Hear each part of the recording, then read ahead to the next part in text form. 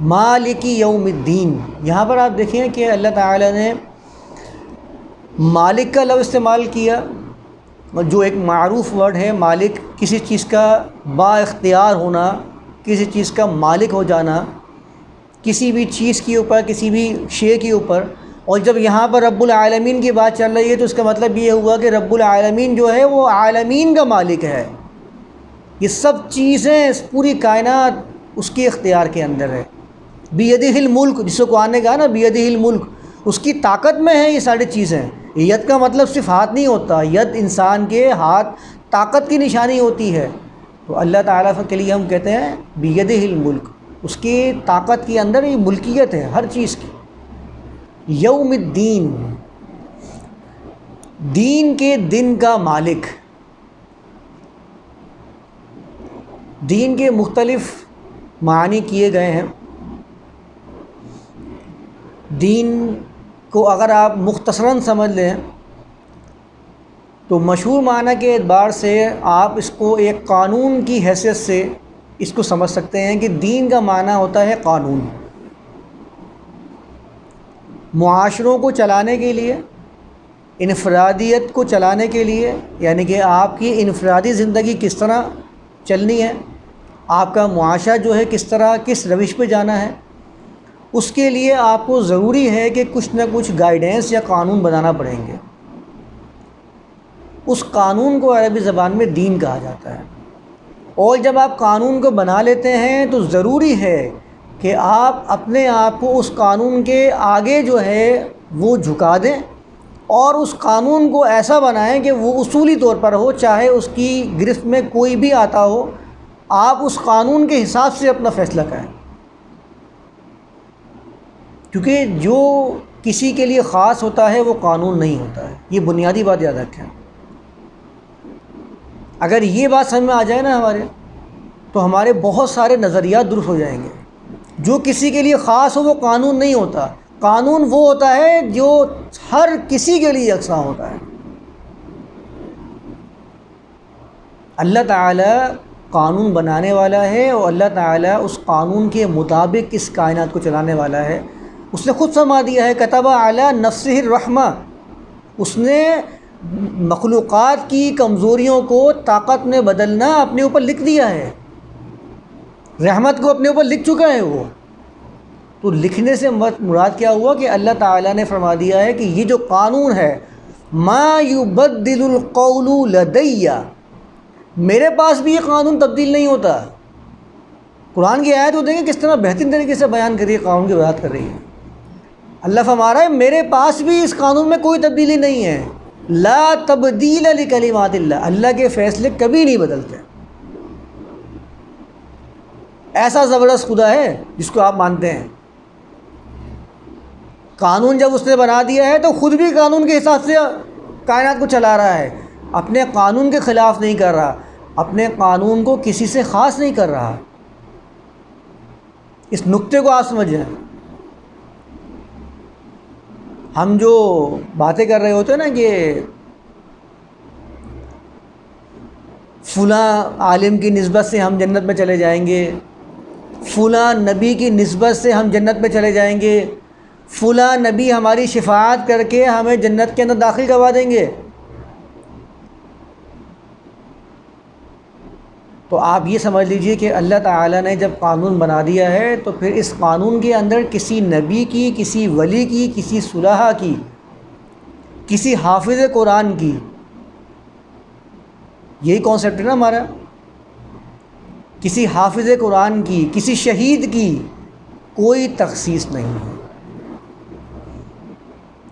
پھر قانون جو اللہ تعالیٰ نے قرآن میں بیان فرما دیا ہے، من عمل صالحا منکم من ذکر او انثی وہو مؤمن فاولئک یدخلون الجنۃ ولا یظلمون نقیرا، یہ قانون ہے، اس کو کہتے ہیں قانون جس کے خلاف اللہ کرتا ہی نہیں ہے۔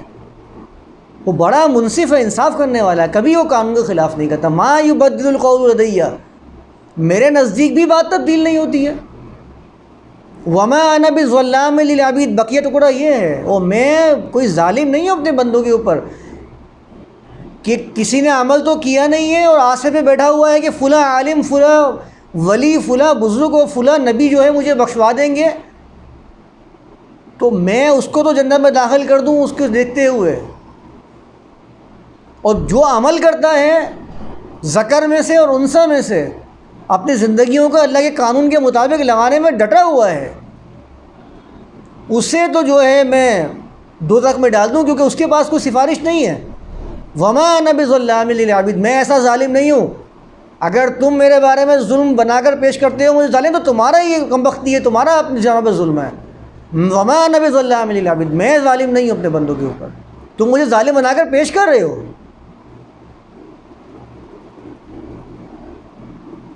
شفاعتیں بھی تو کتنی ہیں، اللہ کے قانون کی دھجیاں اڑانے والے بھی تو کیسے ہیں، جو کہتے ہیں کہ اپنے آپ کو ہم اللہ کے قانون کے آگے سرنڈر کر چکے ہیں، کہتے ہیں کہ ہم مسلمان ہیں، مومن ہیں، ایمان پر مطمئن ہو چکے ہیں، اس قانون پر ہمارا اطمینان ہو چکا ہے، وہ کہتے ہیں کہ اللہ تعالیٰ جو ہے تفریق کرتا ہے اپنے قانون کے اندر، فلاں کو تو شفاعت سے بخش دیتا ہے اور فلاں کے بعد شفاعت نہیں ہوتی تو وہ دوزخ میں چلا جاتا ہے، اللہ کے لیے جذبات ثابت کرتے ہیں۔ یعنی اللہ کو پسند آیا ایک بندہ، ایک مخلوق، اپنی مخلوق میں سے اللہ نے ایک کو پسند کر لیا، اب اس کی پسند اس پر اللہ پہ غالب آ چکی ہے کہ بولتا ہے نہیں فلاں نبی نے میرے سامنے شفاعت کی تو اب تو میں بھی اس کے سامنے کچھ نہیں کر سکتا۔ ظلم کرتے ہیں اپنی جانوں پر اللہ تعالیٰ کے بارے میں، شفاعتیں پیش کرتے ہیں، کہتے ہیں اللہ فرماتا ہے واتقوا یوما لا تجزی نفس عن نفس شیئا، ڈر جاؤ اس دن سے جس دن کوئی نفس کسی دوسرے نفس کا بدلہ نہیں ہوگا، ولا يقبل منها شفاعہ، نہ اس سے کسی بھی قسم کی کوئی شفاعت قبول کی جائے گی۔ ہمارے ہاں تو اس آیت کے بالکل برعکس ہو رہا ہے، ہمارے ہاں تو شہید 7 لوگوں کو جنت میں لے کے جا رہا ہے، بولا یہ میرے ان کی سفارش کروں گا میں۔ ہمارے ہاں تو حافظ قرآن جو ہے وہ اپنے گھر کے 7 بندوں کو جنت میں لے کے جا رہا ہے، اور کچھ تو ایسے ہیں جو 70,000 ہی لے کے جا رہے ہیں، کچھ ایسے ہیں جو 7 خاندان ہی لے کے چلے گئے۔ عمل اس کا، تم جنت میں کیوں جاؤ گے؟ تمہارا عمل کیا ہے؟ تم نے عمل نہیں کرنا ہے، تم نے اپنے عمل سے بچنا ہے اور اپنے عمل کا جو بار ہے وہ دوسرے پہ ڈالنا ہے۔ وہاں تو اللہ فرماتا ہے ولا تزر وازرۃ وزر اخرى، کوئی نفس دوسرے نفس کا بوجھ کیوں اٹھائے گا؟ وان لیس للانسان الا ما سعى، انسان کے لیے صرف وہی ہے جو وہ خود کوشش کرتا ہے، تم کس آنسو میں لگے ہو؟ لیس بامانیکم ولا امانی اہل الکتاب، تمہاری امیدیں اور اہل کتاب کی امیدیں ہی ہیں، ان کا کوئی حل نہیں ہے۔ من عمل صالحا من ذکر او انثی، آگے والی آیت ہے یہ، عمل کی بنیاد پر جنت اور دوزخ کے فیصلے ہوں گے۔